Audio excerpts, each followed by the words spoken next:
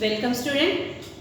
Open your textbook page number 43. We are in part number 2 of topic number 6, substances in daily use.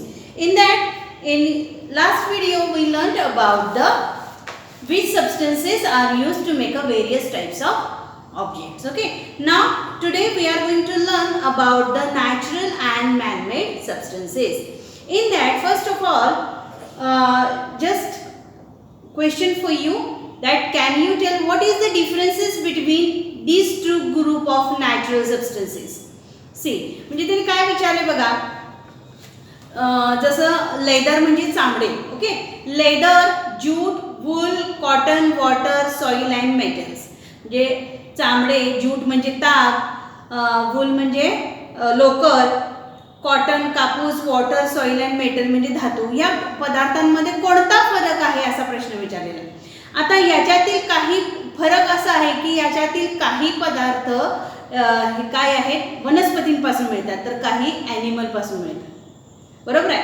काही वस्तू ज्या आहेत ह्या नैसर्गिकरित्या एन्व्हायरमेंटमध्ये आहेत. हा त्यातला मेन फरक आहे. त्यातला आता आपण बघणार आहोत natural substances. See natural substances, नैसर्गिक पदार्थ. नॅचरल सबस्टन्सेस, नैसर्गिक पदार्थ. जसं आपण नॅचरल रिसोर्स बघितलं की जे निसर्गामध्ये आढळणाऱ्या सगळ्या वस्तू आहेत त्यांना आपण काय म्हटलं, गोष्टी आहेत त्यांना आपण काय म्हटलेलं आहे, नैसर्गिक पदार्थ असं म्हणतो किंवा नैसर्गिक वस्तू असं म्हणतो. तसंच substance available in nature are called as a natural substances. Of these, the substances of the first group are obtained from the living thing. यापैकी पहिल्या गटातील पदार्थ हे सजीवांपासून उपलब्ध होतात. आता पुन्हा आपल्याला सजीवांचे दोन गट माहिती आहेत, एक प्लांट्स आहे आणि दुसरं ॲनिमल्स आहे. Means living things are classified into two groups, that are the plants and the animals. Okay, means that substance obtained from the living things are called as a biotic substance. Means see here, these natural substances again divided into two types, that is the biotic substance and another one abiotic substances. आता हे नैसर्गिक म्हणजे काय, obtain from nature. Obtained from nature. These things are divided into two groups, that is biotic means living things, products that are obtained from the living organisms, and abiotic means product that are obtained from non-living organisms. Okay, means again these living things are classified into two groups, that are the plants and second one animals. मग plants पासून जे काय मिळतात त्यांना plant origin असं म्हटलं जातं.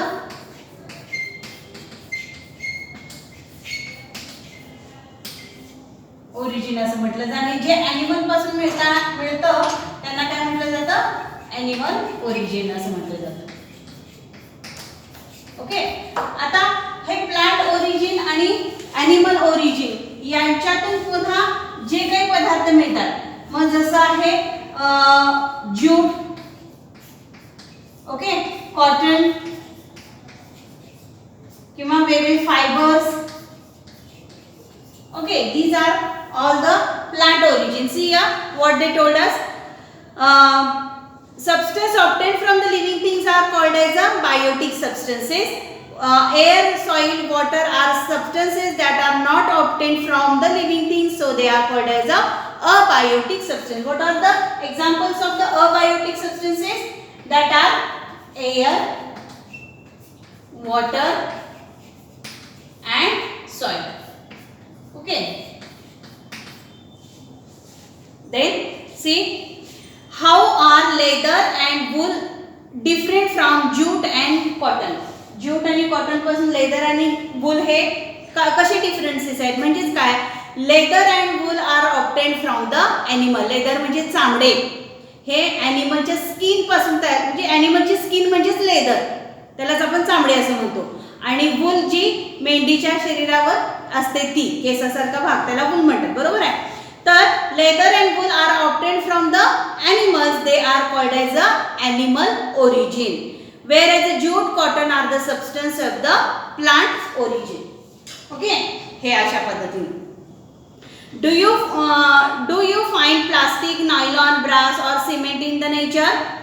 Do you find plastic, nylon, brass or cement in the nature? या गोष्टी आपल्याला निसर्गामध्ये आढळतात का? तर त्याचं उत्तर काय आहे? नाही. त्या मानवानं निर्माण केलेल्या आहेत म्हणून त्यांना काय म्हटलेलं आहे? Man made substances. ओके, आता मॅन मेड सबस्टन्सेस म्हणजे काय बघा, मानवाने या गोष्टी निर्माणच का केल्या बघा. It is human nature to strive for a newer things and to try to make life more comfortable. नवीन शब्द आहेत बघायचा. It is a human nature, nature म्हणजे स्वभाव, मानवी स्वभाव आहे. टू स्ट्रीव, स्ट्रीव म्हणजे नवीन गोष्टींचा शोध घेणं, नवीन न्यूअर थिंग्स म्हणजे नवीन गोष्टींचा नवीन गोष्टी, आणि स्ट्रीव म्हणजे काय? शोध घेणं. To try to make life more comfortable, comfortable म्हणजे आरामदायी. न्यूअर थिंग्स म्हणजे नवीन गोष्टी, टू स्ट्रीव म्हणजे शोध घेणे, ओके, किंवा त्याचा ध्यास घेणं, बरोबर आहे. मानवाचा हा नैसर्गिक स्वभाव आहे की त्या नवनवीन गोष्टी शिकण्याचा, नवीन गोष्टी निर्माण करण्याचा हा माणसाचा काय आहे? स्वभाव आहे. आणि हा स्वभाव कशासाठी त्यानं, म्हणजे हा स्वभावात गुण का आले? त्याचं जीवन आरामदायी करण्यासाठी, कम्फर्टेबल करण्यासाठी, ओके.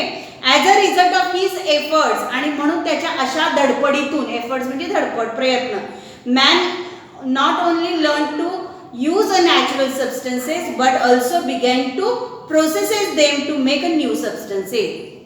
मानवानं काय केलं? काही नैसर्गिक पदार्थांचा वापर करण्याबरोबरच त्याबरोबर प्रक्रिया करून नवीन पदार्थ तयार केलेले आहेत. Several such substances are easier to use, आणि असे अनेक पदार्थ हे वापरण्यास काय आहेत? सुलभ आहेत. And can be made available in plenty, भरपूर प्रमाणात ते उपलब्ध आहेत, आणि शिवाय लो कॉस्टला म्हणजे कमी किमतीत सुद्धा आहेत. Therefore these substances can be used on a large scale, आणि म्हणूनच ह्या गोष्टीमुळे काय झालेले? मानवनिर्मित पदार्थांची संख्या काय झालेली आहे? खूप मोठी झालेली आहे. There are a great many such a man made substances in use today, आणि आपण दैनंदिन जीवनामध्ये अशा अनेक गोष्टी ज्या मानवनिर्मित आहेत त्या आपण सततपणे वापरत असतो, ओके. खाली काय सांगितलेले बघा, व्याख्या सांगितलेली आहे. New substances produce by processing naturally available substances, म्हणजे उपलब्ध पदार्थावर विविध प्रक्रिया करून नवीन पदार्थ तयार करण्याच्या प्रक्रियेला मानवनिर्मित प्रक्रिया असं म्हटलं जातं, किंवा मानवनिर्मित पदार्थ असं म्हटलं जातं. New substances produce by processing naturally available substances are called as a manmade substances. लक्षात आलं काय? इथं काय तयार झालेलं आहे? न्यू सबस्टन्स तयार झाला. New substance produce by use of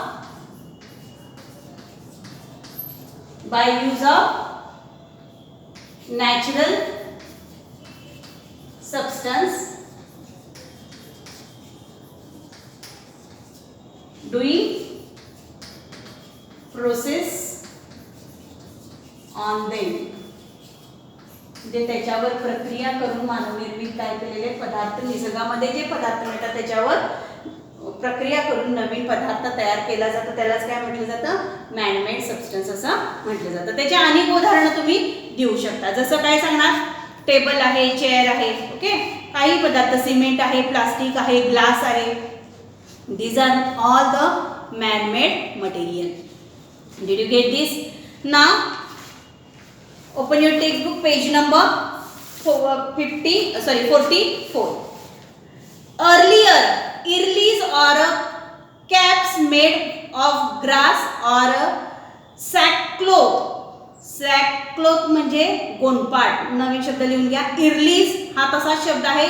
इरलीज और caps made of grass, grass म्हणजे गवत, और सॅकक्लॉथ म्हणजे गोणपाट, were used for protection from the rain. पूर्वीच्या काळी काय करायचे?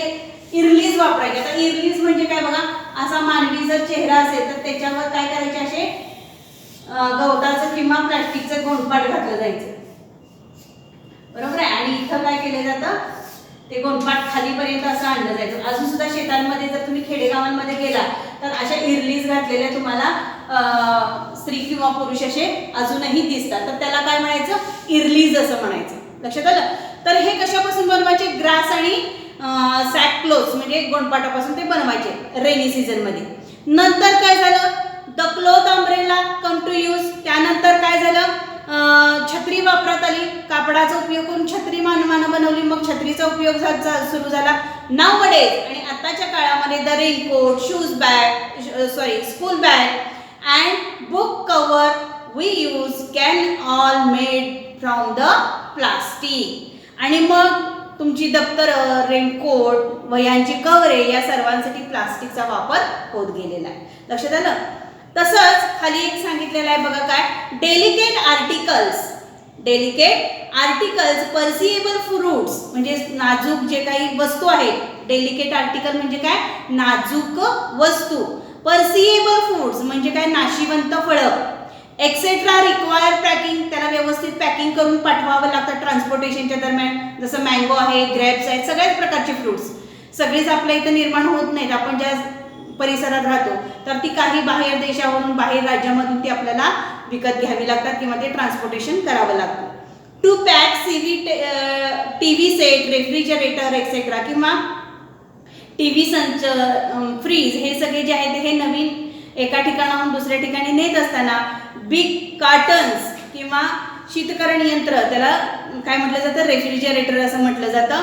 तर या वस्तूंच्या पॅकिंगसाठी मोठमोठी खोकी, बिग कार्टन्स म्हणजे काय, खोकी and thermocol are being use आणि थर्माकोलचा वापर त्यासाठी करत असत. All these are manmade substances. हे सगळे पदार्थ काय आहेत, मॅनमेड पदार्थ आहेत. मग थर्माकोल असू दे, ते खोका असू दे, डेलिकेट सगळे आर्टिकल्स असू दे, फक्त त्यातली फ्रूट्स जी आहेत ही नॅचरली बनलेली आहेत. Okay. These substances are waterproof or water resistance. आता प्लास्टिक असू दे, थर्माकोल असू दे, हे कसे आहेत, वॉटर रेजिस्टंट आहेत, वॉटरप्रूफ आहेत. लाईट इन वेट किंवा ते वजनाला सुद्धा हलके आहेत. लाईट वेट म्हणजे काय, वजनाला सुद्धा हलके आहेत. अँड इझी टू ट्रान्सपोर्ट आणि याचा वाहतुकीच्या सोयीने अत्यंत सुलभ आहे. That is why they are being used increasingly. त्याचा वापर काय केलेला आहे, मोठ्या प्रमाणात होत चाललेला आहे. लक्षात आलं का बघा. आता याचाच वापर करून हे जे कोष्टक आहे हे अशा पद्धतीनं आहेच पुस्तकामध्ये. हे थोडंसं तुम्ही लिहून घ्या. 2 मिनिटं मी थांबते, तुम्ही हे लिहून घ्या आणि पुढचं जे कोष्टक आहे ते कोष्टक आपल्याला भरायचं आहे. ओके.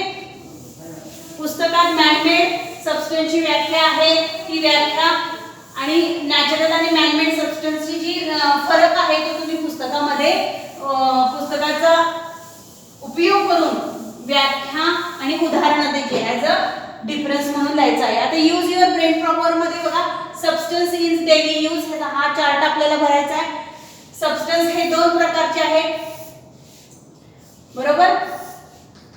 एक आहे नॅचरल, दुसरा आहे मॅनमेड. ओके. नॅचरल आणि मॅनमेड. त्यानंतर नॅचरल पुन्हा 2 विभागामध्ये विभागला गेला. कोणत्या, बायोटिक आणि पुन्हा अबायोटिक. बरोबर आहे, बायोटिक अँड अबायोटिक. पुन्हा बायोटिक हे 2 विभागामध्ये विभागले गेले. प्लांट ओरिजिन आणि ॲनिमल ओरिजिन.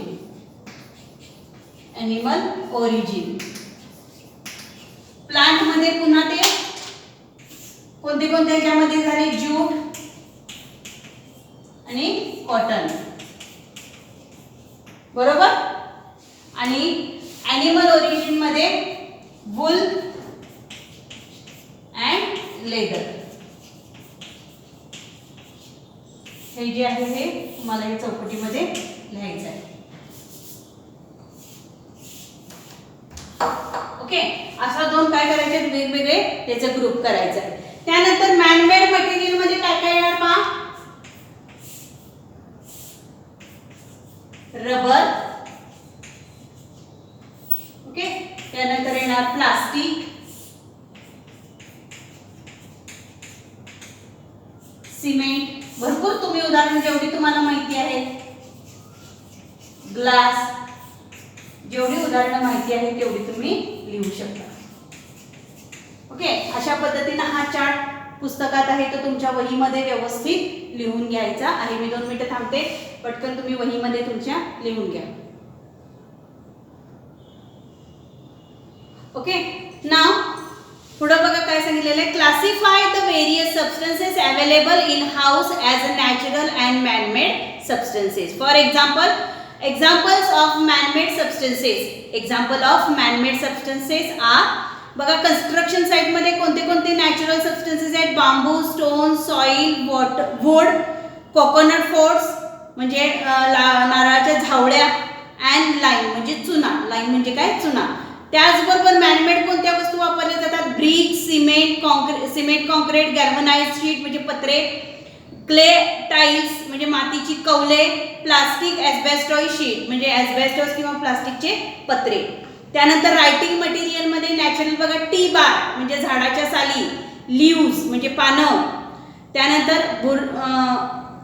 भुजपत्रे असं आहे ते, भुजरपत्रे, त्यानंतर झाडाची पाने, त्यानंतर स्टोन स्लेट्स माती हे काय म्हणतात त्याला आपण दगडी पाट्या, स्टोन स्लेट, स्टोन वॉल किंवा दगडी भिंती, त्यानंतर इन केव गुहेमध्ये असणारे माती, वेगवेगळे कलर की जे वनस्पतींपासून नैसर्गिक रंग बनवतात ते. आणि मॅनमेड म्हणजे pen, pencil made from plastic and metal, paper, notebook etcetera. Okay. तर या पद्धतीनं example of the man-made substances which are used according to the area of the use, that is man-made and natural, that we learned up to now. In next part of the video we will learn about the irreversible change and production of the substance. Okay, till then, good day.